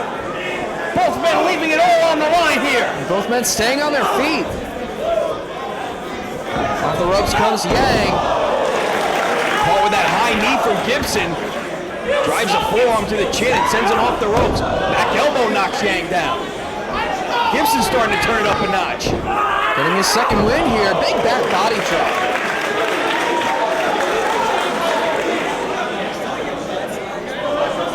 Over with Yang, sends him off the ropes one more time. Sets early. Caught with a kick from Yang. Spine buster! Oh. No, he gets his shoulder up. Jimmy Yang does not want to fall in his ROH debut. He wants to make an impact here in Ring of Honor. He wants to show that he can go with the athletes on the roster. At the very same time, James Gibson wants to have, you know, some victories in his final ROH contest. Absolutely, he wants to go with his head raised high on the way out. And this would go a long way to that end. But nobody home as he misses the elbow. Yang moving out of the way, trying to pull himself up in the corner. Back to his feet. Gibson runs into a kick.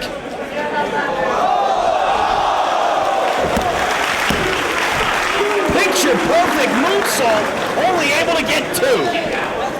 A great hang time on that. Spin kick turned him inside out. Yeah, Yang time. See what I did there? Yeah. He's got Gibson down. He says that's it. He's going up. Speaking of Yang time. Nobody home. DDT. Spiked him right on top of his head. Keeps holding the arms and the head. Hell yeah. Nice. Trying to turn him over.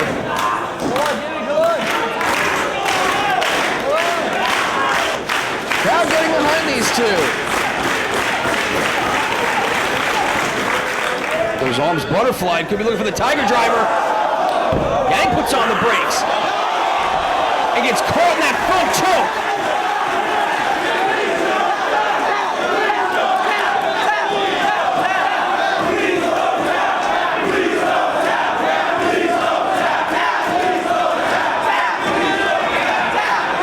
These fans want to see Yang pick up a victory in his debut. Look at Yang reach down and drive Gibson into the turnbuckles to break the choke. Good show of strength there by Jimmy Yang. Freed himself from the hold. See if he can follow up here. Scoops him up, backbreaker over the knee. He's going for Yang time one more time. Setting him up. Can he hit it this time? He does! 2 3/4. How did he kick out?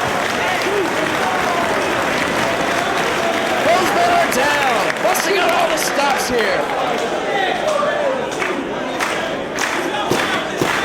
Does Gibson have enough left in the tank to hit that Tiger Driver? What does Yang have to do to put Gibson away? Going up top yet again. Went to the well once too often and Gibson caught it. Gibson pulls him to the center of the ring. Running powerbomb into the corner. Tiger Driver! He planted him. Only two, his shoulder rolled up off the canvas. Only two. Keeps holding the head. Front guillotine choke. Nowhere for Yang to go. He's going to tap right there. Gibson comes up with the victory. Here is your winner, James Gibson. The question remains, who will James Gibson face in his last ROH matchup tomorrow night?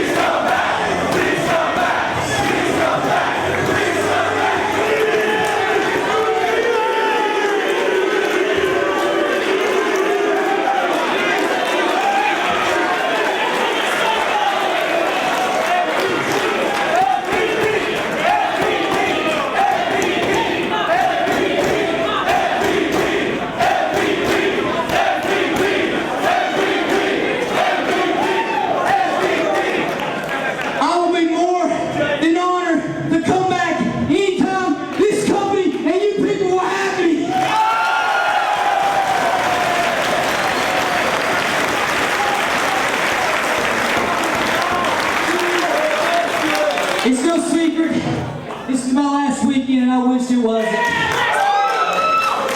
But the last year of my wrestling life has been the most funnest and most pleasurable time I've ever had in this business. With you people in that locker room and the quality matches I was able to give you has been an honor. And it's been a great privilege for you and this company to have me here.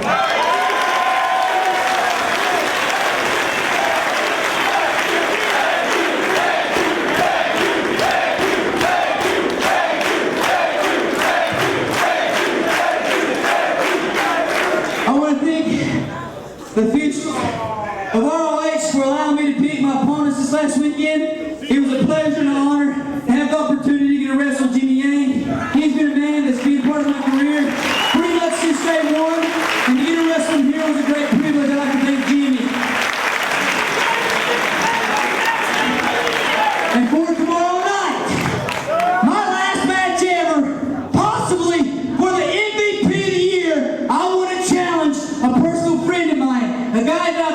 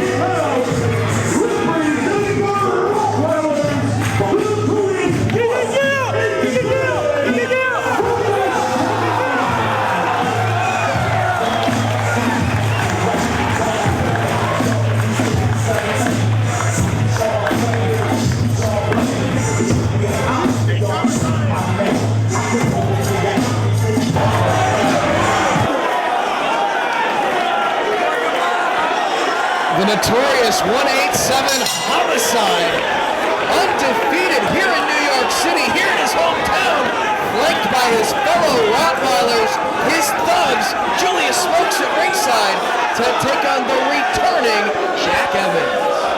Those thugs, you see them there up the aisleway. We saw them earlier tonight in Colt Cabana's opening match against Claudio Castagnoli, making their presence felt. They're distracting Cabana, costing him that matchup, and now it's Jack Evans' turn to take on the notorious 187.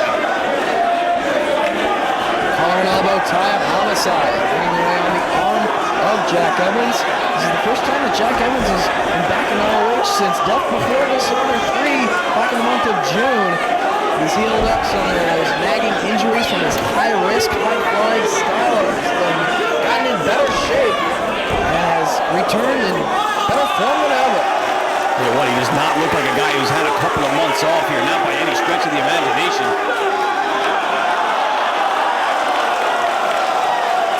Apparently Homicide can't see him.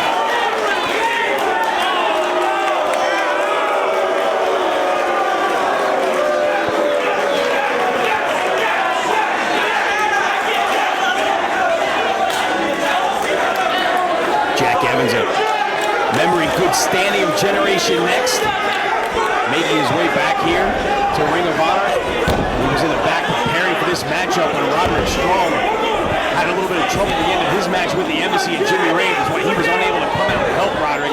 Matt Sydal also in the back feeling the effects of that Angel's Wings from Christopher Daniels, and of course Austin Aries unable to appear this weekend after the injury suffered to the back a week ago.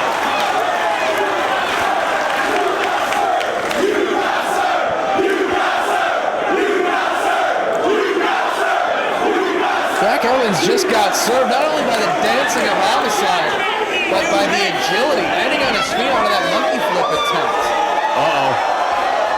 And now Jack Evans showing what he can do. That boy's got skills. Homicide comes charging. Evans catches the leg and goes to work on Homicide. Back heel trip by Evans, gonna send him off. Homicide puts on the brakes. Head scissors there by Evans, and a nip on his Homicide goes to the floor. Evans is gonna fly.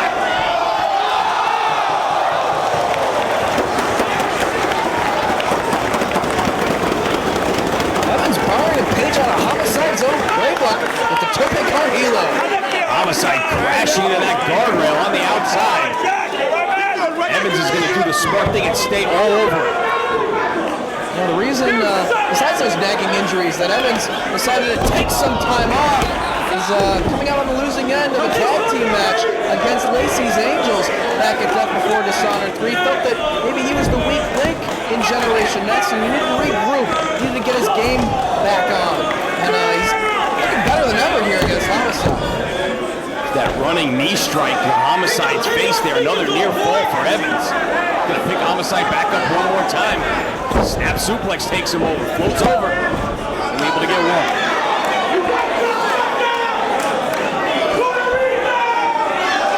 Julius Smokes trying to rally the fans here in New York City behind their hometown boy Homicide. Undefeated in New York, as you said. Backbreaker from Homicide. Just folds him in half.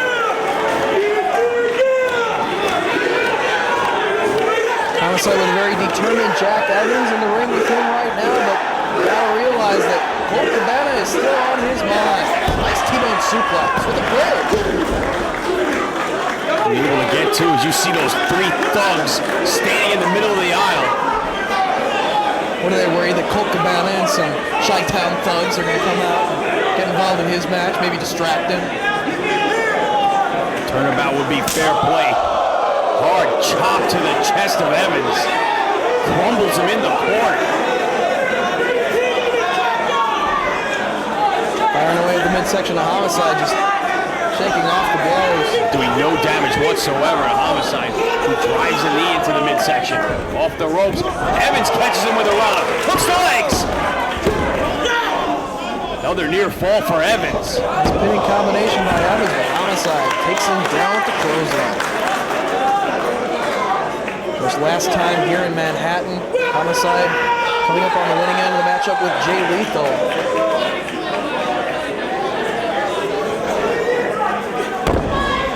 Body slam on Evans. Single-legged crab. Look at him sit down on the back of Jack Evans and pull back on the hair. I think he's just bending his back and head. The foot, his foot is touching the back of his head. It's like plastic man. Jack Evans, you can just fold him in half. People are not supposed to bend that way. Plastic man, look at the face of Jack Evans. He is in agony right now. Handful of hair by Homicide trying to pull Evans back up to his feet. Good thing he rested up all those nagging injuries because he's going to get a whole bunch of new ones tonight. Hung up in the trio woe. Look at Homicide having mine.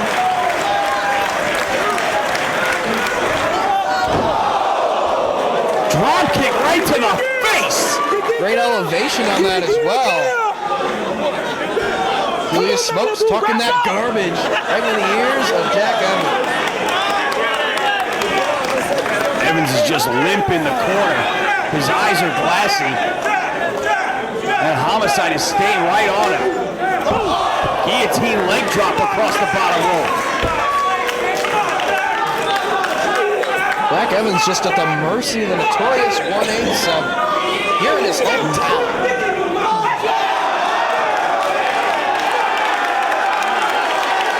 Homicide just stalking him slowly here.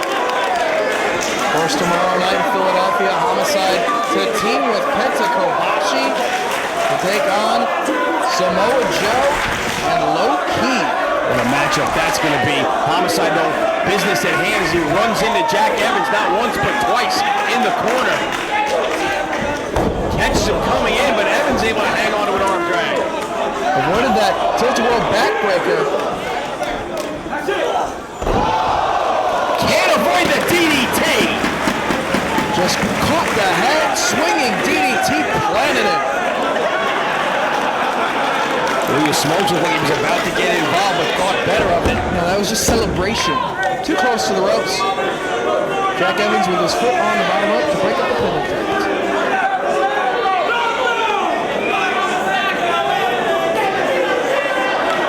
Homicide very methodical here. Full of hair again of Evans. Fires a right hand to the jaw. Evans staggered in the corner. Homicide's going to bring him out. Homicide charges nobody home. Evans out of the way. Up and over. Evans hangs onto the top. Crotched on that top turnbuckle rope. Evans trying to use his great balance and agility to save himself, but still paid the price. Trying to fight his way out of this position. Elbows connect to the side of the head. Homicide, and down he goes. Evans all the way up top. Connects on the back of Homicide. Hooks the leg. Innovative high-flying offense from Evans. But can't put it away. Forearm strikes down from Evans. Mercifully Irish whip off the ropes he comes. Connects with the drop kick. Out to the floor goes Homicide. I don't know if that's the safest place for him to be when you've got Jack Evans. Kicks him through the guardrail, over the guardrail, into the front row, and this leaves Jack Evans in the perfect position for some springboard goodness. Once again, the action spilling out into the seats here in Manhattan. Flip dive takes him down.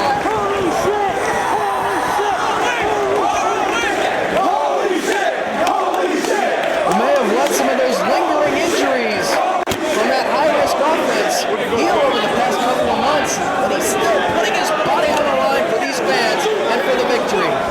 Here comes one of those thugs on the outside on the apron. Come on.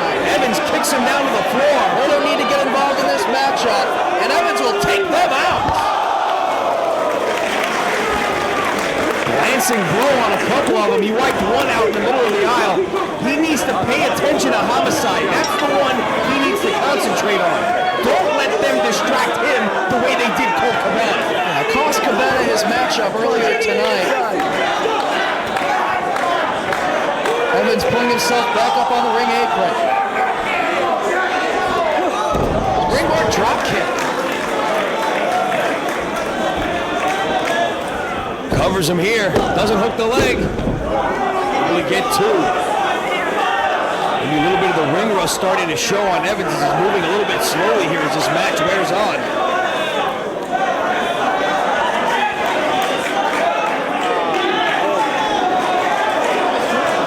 What could Evans have in mind? Almost looked for a second like he was trying to go for the ace crusher. Instead, he gets planted face first by Homicide. Implant DDT off the ropes, but too close to those ropes to go for the cover.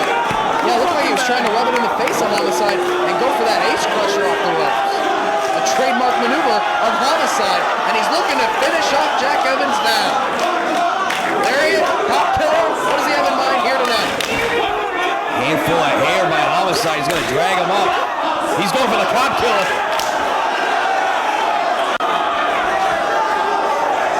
Evans lands on his feet. Homicide shrugs him up. Ace crusher! And now it's time for the lariat of Homicide.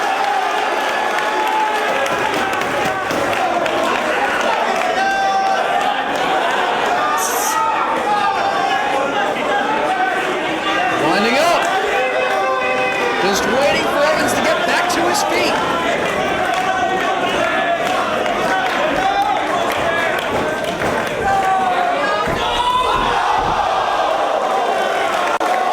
His head off. Yo, yo, yo, yo, gangsta! Look up here, baby! Look at something you've never seen before! That's right, baby, I've been throwing down rhymes since Hebrew school. You better look at me, buddy!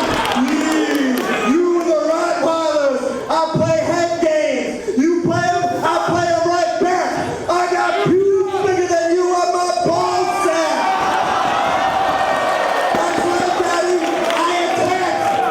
Like only this white boy can. Hey, Jason, where'd you get those silver teeth? Did you pull the Tin Man?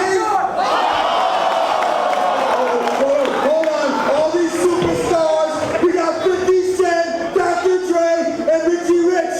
Oh, no, wait. It's more like Fat Joe, Eminem, and Conan's bitch. Listen, I ain't no gangster rapper. I ain't no gangster rapper. All I am is a goofy ass cracker. But you got a gimmick and bad taste, like food in a lunch line. So I'm gonna roll down this rap with one more punchline. What you gonna do, Homicide? Huh? You gonna go berserk? You gonna have a toke? Homicide? Hey, Nelson, you ain't doing nothing. Cause we all know your gimmick to work, and you're a fucking joke.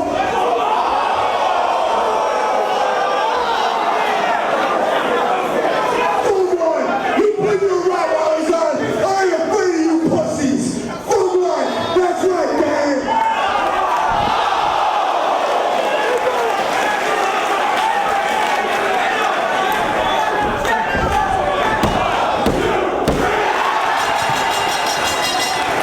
Here is your winner, Jack Evans scores the pinfall. Colt Cabana just completely disrespected Homicide. A little bit of payback. How will Homicide respond to that? This is going to get violent. We're going to sign off now and let you fans enjoy what will be an electric live atmosphere for your main event. I'm joining Bauer at the bar. We'll see you in the crowd. First round's on Jimmy.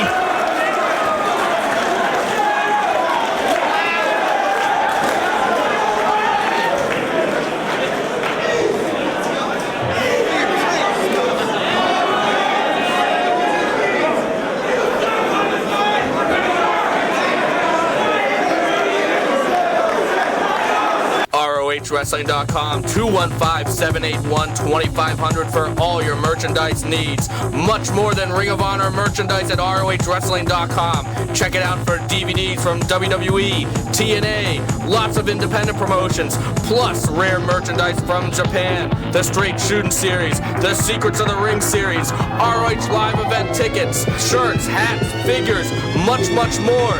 Check it out for all your wrestling merchandise needs, ROHWrestling.com. 215-781-2500.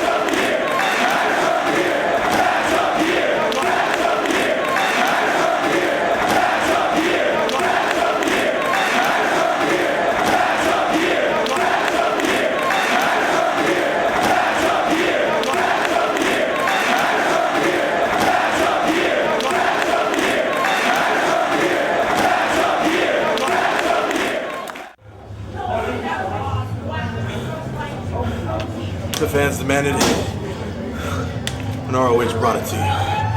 You see,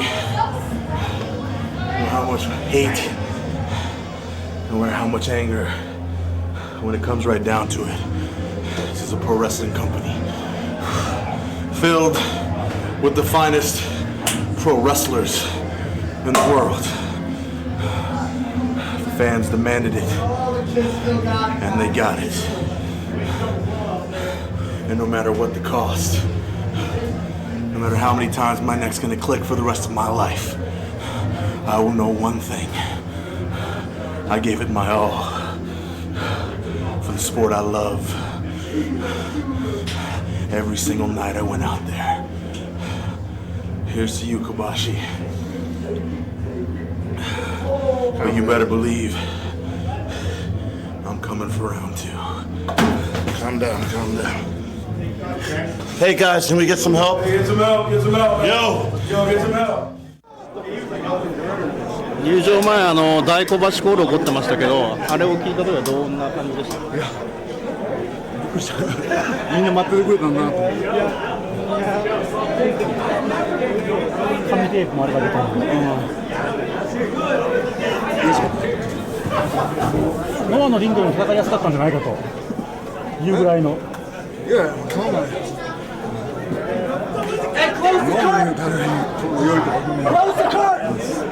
どこ行ったって小町健だ殺しをするだけだから